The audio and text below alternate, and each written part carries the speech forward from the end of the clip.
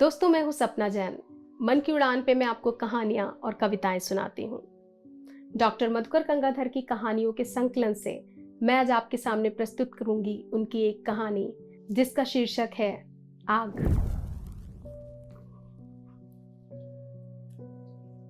यह मेरा तीसरा दिन है। कुल 72 घंटे हुए जब मैंने पंजाबी होटल में 3 रोटियां खाई थी। 3 रोटियां और 3 दिन। और 3 रोटियों में इतनी ताकत है कि मैं मजे में 3 दिनों तक सड़कों पर चक्कर लगाता रहा। 6 बजे भोर से उठकर 8 बजे रात तक। मैं इसे आशा के सहारे जीना कैसे मानूं? अगर इंसान केवल आशा के सहारे जी लेता तो मुझे सड़कों पर चक्कर लगाने की क्या जरूरत थी? मौज से पैर फैलाकर कमरे में सोता और अच्छी से अच्छी आशा की डोर बांधे रहता। मैं जानता हूं कि आदमी को जीने के लिए रोटियां चाहिए। 3 रोटियां और 3 लंबी रातें, 3 लंबे दिन। लेकिन मैं बार बार रोटियों पर क्यों जोर दे रहा हूं? जितनी बार चाहता हूं कि रोटियों की याद दिमाग से निकाल दूं कि पेट में जलन का अनुभव करता हूं। होठ बुरी तरह से चिपकने लगते हैं और आंखों के आगे रोटियों का नक्शा खिंच जाता है। पंजाबी होटल की रोटियां। इस पंजाबी होटल में मेरे ही जैसे किफायती लोग जाते हैं। एक आना, पीतल की एक इकन्नी ईंच भर दायरे का सिक्का फेंकिए और बित्ते भर दायरे की गोल, गरम और फूली हुई सोंधी सुगंध वाली रोटी खाई है। ये बात दूसरी है कि आटा ठीक से गूंधा नहीं जाता और रोटियां कुछ खुरदरी रह जाती हैं। मगर धीरे धीरे दाएं हाथ की लंबी पतली अंगुलियों से किनारे पर तोड़िए और बगल में रखी चीनी मिट्टी की तस्तरी वाली सब्जी से छुलाइए। छुलाना ही काफी है। एक आने की रोटी पर सेर भर सब्जी कैसे देगा बेचारा? अब रोटी मुंह में डालिए, देखा स्वाद। पानी पीते पीते आपका कलेजा दूना हो जाता है। ऐसी होती हैं पंजाबी होटल की रोटियां। किंतु अभी रोटियां कहाँ हैं? टूटी हुई मेज पर पुरानी सुराही में पानी रखा है। टीन वाले बुक शेल्फ में तुलसी रामायण, गीता, जवाहरलाल की आत्मकथा और निचली दराज में लाइफबॉय साबुन की एक टिकिया। इनमें से कोई भी चीज पेट में नहीं डाली जा सकती है। किताब को भिगो दूं और थोड़ा नमक मिला लूं तो क्यों ना पेट भरे? रामायण, गीता और नेहरू की आत्मकथा से क्या मेरी भूख नहीं मिट सकती? उफ, मैं भी क्या क्या सोच लिया करता हूं।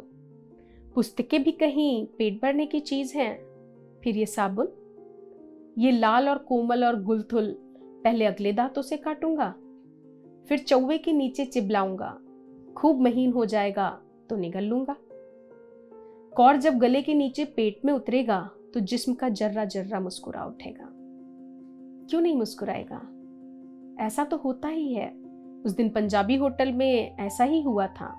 ऐसा तो मैं मान ही नहीं सकता कि मैं खाने का स्वाद बिल्कुल भूल चुका हूं। अभी 3 दिन ही तो हुए हैं, कुल 72 घंटे। क्या खाऊंगा? साबुन? क्या सोच रहा हूं मैं? साबुन को मुंह में रखने के साथ झाग भर जाएगा। अभी मुंह में थूक नहीं है, किंतु कुछ भी मुंह में पड़ेगा कि थूक उभर आएगा। साबुन तो कपड़े साफ करने को है। धुले कपड़े पहनिए और रास्ते से निकल जाइए। आप भद्र हैं, सभ्य हैं। लेकिन इस पेट में क्या हो गया है? क्यों इस तरह रह रहकर जल उठता है? रोटी का नाम सुनते ही जैसे इसमें कोई फूंक मार देता है और नाभि के निकट की सुलगती आग कंठ तक लपटे फेंकने लगती है। आंखों के आगे धुआं सा फैलने लगता है, काला स्याह फैलता हुआ धुआं। कोई बीमारी हो गई है शायद। 3 साल से बिना किसी परहेज के चक्कर मार रहा हूं। इधर 3 दिनों से तो एक पल भी नहीं बैठ सका। शरीर में सर्दी लग गई है शायद। सूती कपड़े और जाड़ा। शायद खाली पैर घूमने के कारण सर्दी लग गई है। ये चप्पल भी ना ऐन मौके पर दगा दे गई। वर्षों तक मेरे पैरों के नीचे पिसती रही। कोने में पड़ी बेचारी फटी आंखों से मुझे देख आहें भर रही है। चप्पल का लाल रंग भूरा हो गया है। गेहूं, बिल्कुल गेहूं के रंग जैसा। रोटी वाला गेहूं। फटे टुकड़े की तरह लगते हैं। इन्हें खाया नहीं जा सकता। क्यों नहीं खाया जा सकता है? सुराही से थोड़ा सा पानी निकाल कर इस पर डाल दूं, फिर अगले दांतों से खींच खींच कर जैसे अमावट खाते हैं खा लूं? मांस तो आखिर हम खाते ही हैं। ये मरा चाम है, इसे कुत्ता खाता है, इंसान नहीं। कुत्ता और इंसान? कुत्ते को भूख है, इंसान को भूख है, फिर ये कुत्ता खाएगा और ये इंसान, ऐसा क्यों? मुझे कौन खाने से रोक सकता है? तभी मेरे दरवाजे की जंजीर बज उठती है। द्वार खोलता हूं तो रमेश को खड़ा पाता हूं। रमेश मेरे साथ भीतर आता है, दरवाजा पूर्ववत बंद कर देता है। रमेश उजबक की तरह मुझे देखता है और पूछता है, इस तरह क्यों झुलस गए हो? मुझे जोरों की हंसी आती है, किंतु मैं हंसता नहीं हूं। अनासक्त की तरह उत्तर देता हूं, मुझे बीमारी हो गई है। बीमारी? कौन सी बीमारी? मेरे पेट में आग जलती है, किंतु अपनी सूरत देख। क्या सूरत बना रखी है? मैं तो मुझे लगता है कि मेरे सामने एक बच्चा खड़ा है और वो नहीं जानता है कि शरीर की रक्षा कैसे करनी चाहिए। नहीं तो भला रमेश को किस चीज का भाव है? ठेकेदारी में बाप ने लाखों कमाया है, अकेला खाने वाला लड़का और सूरत पर ढिबरी चल रही है।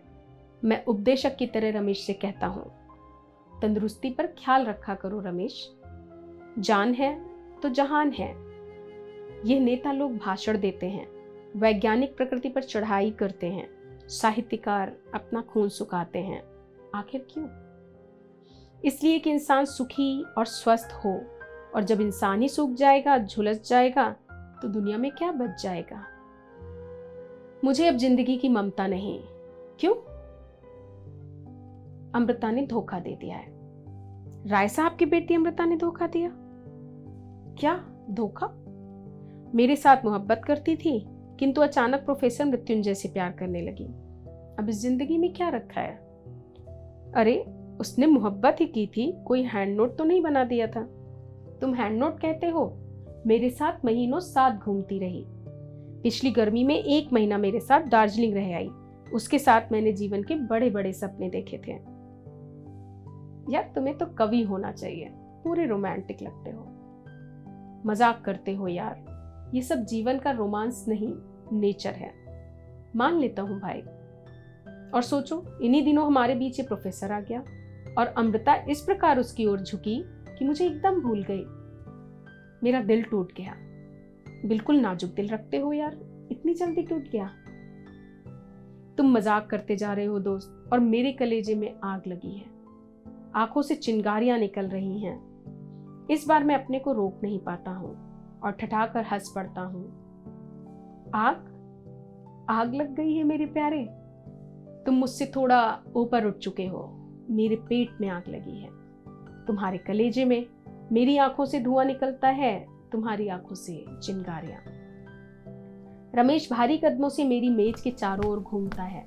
उसका सर झुका हुआ है और ललाट पर रेखाएं उभर रही हैं। मेज के किनारे खड़ा होता है और पॉकेट से एक छोटी सी रंगीन शीशी निकालकर मेज पर रखता है। मेरे दिमाग में उसका रोमांस चक्कर मारता है। हंसते हुए पूछता हूं, इत्र है? क्यों ना हो। जेब में आखिर इत्र की शीशी लेकर ना घूमे तो मोहब्बत करना क्या जाने। रमेश का चेहरा और गंभीर हो जाता है। गंभीर स्वर में वो कहता है, तेजाब है। अमृता के चेहरे पर छिड़कने के लिए है। अरे बाप रे, यह काम तुम्हें ही करना है। तुमने कुछ दिन उसे पढ़ाया था ना, तुमसे वो खुलकर मिलती जुलती है। अमृता के मासूम चेहरे पर तेजाब? ये काम मुझसे ना हो सकेगा। मैं 1000 रुपए दूंगा। क्या बोले? 1000 रुपए? पूरे 100 रुपए? रमेश दूसरी जेब में हाथ डालता है और नोटों का बंडल निकालकर टेबल पर रख देता है। मैं रमेश से लिपट जाता हूं। प्यारे रमेश, तुम बहुत अच्छे आदमी हो, बहुत अच्छा। मैं चांद और सूरज और सितारों की कसम खाकर कहता हूं, मैं अमृता के चेहरे पर तेजाब फेंकूंगा। रमेश के मुंह पर एक अजीब सी हंसी दौड़ पड़ती है, जिसमें सफलता की गुलाबी और प्रतिहिंसा की कालिमा एक साथ दिखाई पड़ती है। तभी मेरे द्वार पर पुनः दस्तक होती है। रमेश अचकचा जाता है। मैं द्वार खोलने उठता हूं तो रमेश मुझे पकड़ लेता है। रुक जाओ, मुझे पहले झांक कर देख लेने दो। रमेश सुराग से झांक कर देखता है और जैसे बिच्छू डंक मार देता है। वो मेरे पास भाग कर आकर कहता है, बचाओ, मैं सामना नहीं करना चाहता। आखिर है कौन? राय साहब ब्रह्मानंद। अमृता का पिता ही तो है, कोई जंगली चीता तो नहीं? नहीं नहीं, मैं सामने नहीं आऊंगा। मैं पल भर सोचता हूँ, कमरे में इधर उधर नजर दौड़ाता हूँ। खिड़की पर नजर जाती है, उस ओर उंगली उठाकर कहता हूँ, रमेश इस खिड़की से बाहर कूद जाओ, किंतु सावधानी से, गली में अंधेरा है और कूड़ा करकट भरा है, शीशे के टुकड़े भी हो सकते हैं। रमेश बिना कुछ सोचे खिड़की से कूद पड़ता है। धम जैसी आवाज होती है। मैं उसी ओर आंखें गड़ाए देखता हूँ, तभी द्वार पर पुनः धक्का दिया जाता है। जल्दी से खोल दूं, कहीं 2-4 बार धक्का दे दिया तो चौखट की हालत बर्दाश्त करने लायक नहीं है और समूचा दरवाजा अंदर की ओर आ जाएगा। राय साहब भीतर आते हैं, ललाट पर पसीना, बाल अस्त व्यस्त, गुलथुल शरीर पर थकावट के भाव। कहिए हुजूर, पहले बैठिए तो। बैठूंगा नहीं। तुम प्रोफेसर मृत्युंजय को जानते हो? जी। वो तुम्हारा दोस्त है? एमए साथ ही पास किया था। वो तुम्हारे घर आया है? नहीं। जरूर आया होगा, तुम झूठ बोलते हो। आखिरी वाक्य कहते कहते उनकी आवाज करीब करीब चीखने जैसी हो जाती है। आंखें भयावनी हो जाती हैं। मुझे हंसी आ जाती है। रैयत आसामी समझ रहा है मुझे, मनहूस बूढ़े, लेकिन मैं इन भावों को दबाना जानता हूँ। संयत आवाज में कहता हूँ, हुजूर चीखने चिल्लाने से कुछ नहीं होगा। आखिर बात क्या है, कुछ कहिए तो। उस बूढ़े की जेठ सी जलती आंखों में सावन उमड़ आता है। मेरा हाथ पकड़कर बच्चे की तरह से सकने लगता है। अमृता भाग गई। प्रोफेसर मृत्युंजय के साथ अमृता भाग गई। खुशी खुशी जाने में विरोध हुआ होगा तो चुपचाप चली गई। इसमें अनर्थ क्या हो गया? तुम क्या कह रहे हो? ये मेरी इज्जत का सवाल है और उसकी जिंदगी का सवाल कुछ नहीं। राय साहब की बेटी एक अदने प्रोफेसर के साथ भाग गई। मेरा सारा धन, सारी इज्जत धूल में मिल गई। आखिर आप मुझसे चाहते क्या हैं? तुम चाहो तो मेरी इज्जत बचा सकते हो। बतलाइए, क्या हुक्म है? बूढ़े की आंखों में आशा की चमक आती है। उठकर टेबल के निकट आता है और जेब से एक पिस्तौल निकालकर टेबल पर रख देता है। फिर दूसरी जेब से चेकबुक निकालता है और पल भर सोचता है। ऊपर की जेब से कलम निकालकर चेकबुक पर लिखता है और एक पन्ना फाड़कर टेबल पर रखता है। बगल से पिस्तौल उठाकर उस पन्ने पर रख देता है। मेरी ओर घूमकर कहता है, इस पिस्तौल से तुम प्रोफेसर मृत्युंजय की हत्या कर दो। मेरे मन में आता है कि बूढ़े के झुर्री भरे गाल पर इतने तमाचे मारूं कि फूलकर तनाव आ जाए। बूढ़ा मुझे देखकर मुस्कुराता है, होठ को चिबलाते हुए बोलता है, तुम्हारी दोस्ती तुम्हारा हाथ पकड़ रही है। उसके लिए मैंने चेक काट कर रख दिया है 25,000 रुपए का। 25,000 रुपए? 25,000 रुपए मुझे मिल जाएंगे? 25,000 रुपए?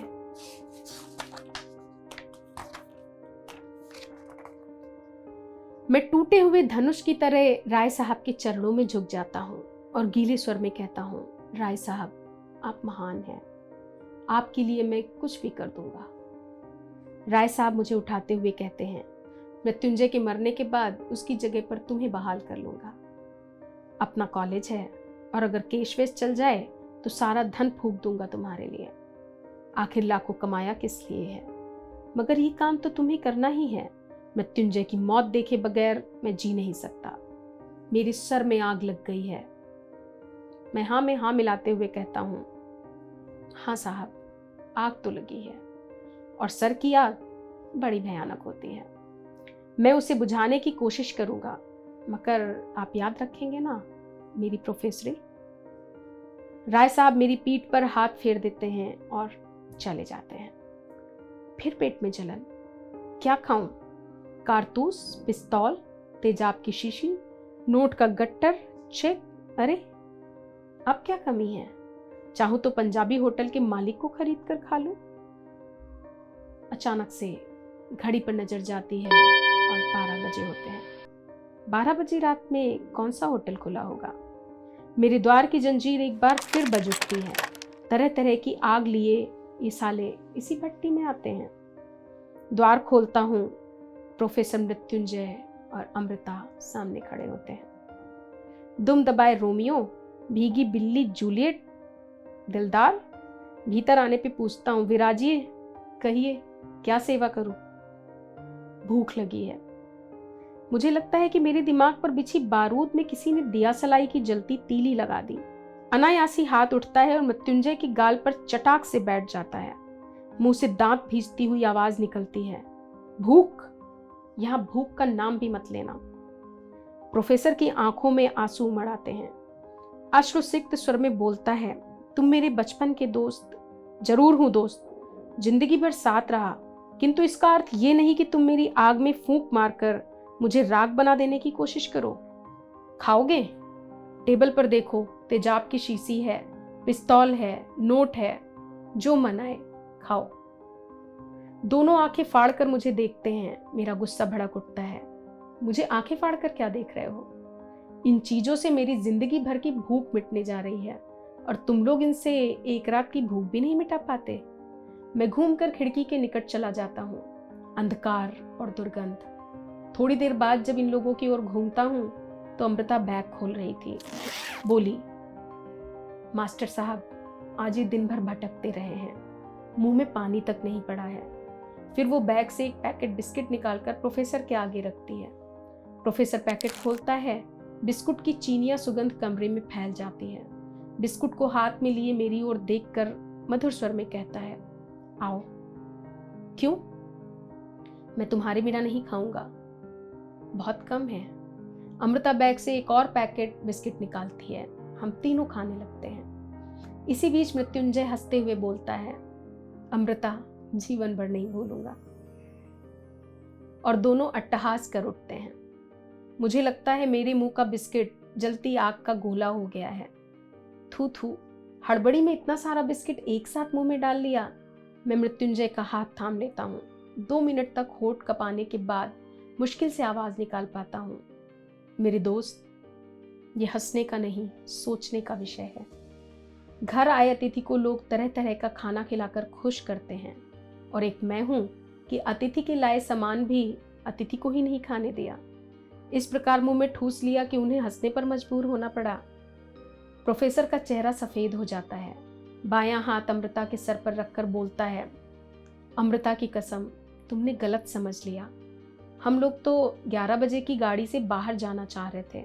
स्टेशन पर टिकट कटाने के समय ही अमृता का मैनेजर पहुंच गया। मेरे शरीर से सटे व्यक्ति से मेरे विषय में पूछने लगा। वहां से वो भीतर की तरफ चला। गेट पर अमृता दूसरी तरफ मुंह किए खड़ी थी। रास्ता बंद था। मैनेजर ने कहा, बहन जी जरा रास्ता छोड़कर खड़ी हो। अमृता बाएं हटी और वो ध्यान में डूबा सीधा आगे चला गया। हम दोनों वहां से भागे और सीधे तुम्हारे यहाँ आए। कहो, हंसने की बात है या नहीं?